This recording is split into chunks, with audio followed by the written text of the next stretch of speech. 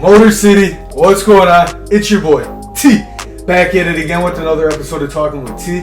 Let's get into it. Let's get after it, man. On this channel, we talk about Detroit sports and we chase down the best version of ourselves. If that interests you, do me a favor and hit that like button and hit that subscribe button. It really helps the channel grow and get in the algorithm. And I really appreciate you for taking the time out of your day to rock with me, T. So let's dive right into the video. What are the Pistons' biggest needs going into this offseason? In my opinion, their biggest needs right now is a legit big man, that can knock down the three, because that's today's game. Can hit a jump shot from 15 feet out and go back to the basket and play in the post. That's what the Pistons are missing right now, and that's what the Pistons need at center. But they're also, their biggest need is a sidekick for Cade. What do I mean by sidekick for Cade? I mean a shooting guard in the backcourt that can pair up with Cade, that can just legitimately knock down threes, that can just drive, who's explosive, who plays good defense. You just need to find Cade's sidekick. And a key player that the Pistons are reportedly that can fill that role, that the Pistons are reportedly interested in, is guard Colin Sexton. He's a restricted free agent. That means the Pistons would have to pay more money than what the Cavaliers are paying him for him to become a Detroit Pistons. Are the Pistons really willing to pay Colin Sexton 18 to 22 million per year? That's reportedly what his camp is asking for, because the Pistons are interested in him, along with the San Antonio Spurs and Indiana Pacers.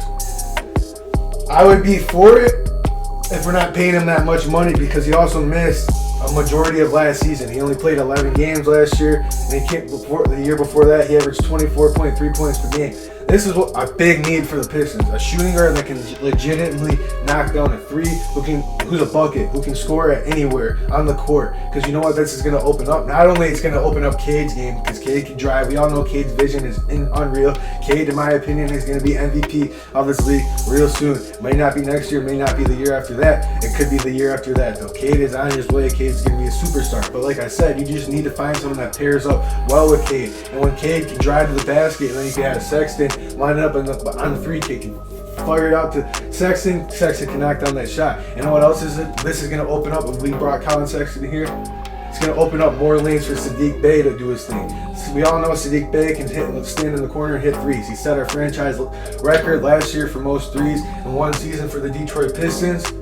But it's also going to open up lanes for him to drive to the basket like he was getting better at with that fadeaway move in the post.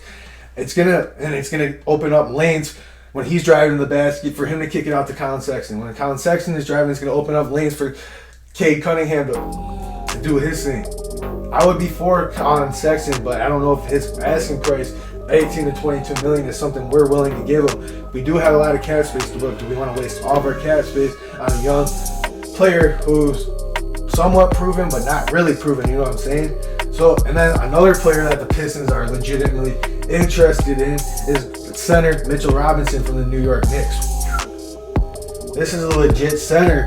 I don't know how his scoring is. I don't know much about him, but I know he plays really good defense. I know he's tall, and I know he can rebound. And that's something that the Pistons were missing last year, rebounding. Ever since Andre Drummond has gone, and I know we should have gotten rid of Andre Drummond a long time ago. I'm not saying we need Andre Drummond, but ever since Andre Drummond's been gone, a really big struggle for the Detroit Pistons has been rebounding. The Pistons have had a very hard time rebounding the basketball of the past couple of years, and it shows. This is why the Pistons have lost a lot of close games. This is why the Pistons have just not been able to compete with teams that have legit centers, teams that have big men that are really good, because we have no one that can block them out. Isaiah Stewart is awesome, but he's also an undersized center. You can move him to the power forward. I really don't think Jeremy Grant's going to be a part of our team going into next year. I think we're going to use him as a trade piece in the draft, but who knows? Jeremy Grant could still be here, and this whole thing can be thrown off what I just talked about.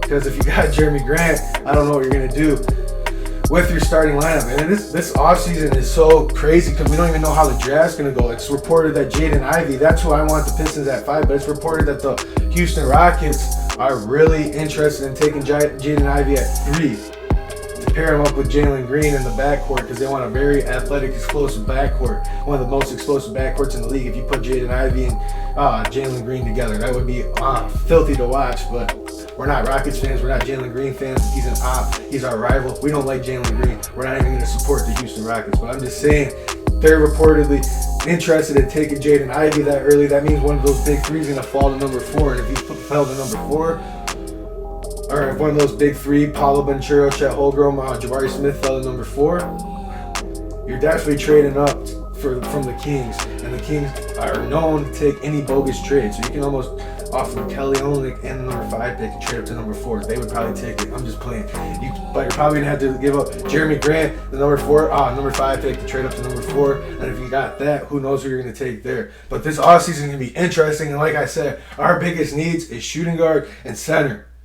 And Colin Sexton may be available, and the Pistons may be interested in him. And I'd be for it, but I don't know if I'm willing to pay him $18 to $22 million a year.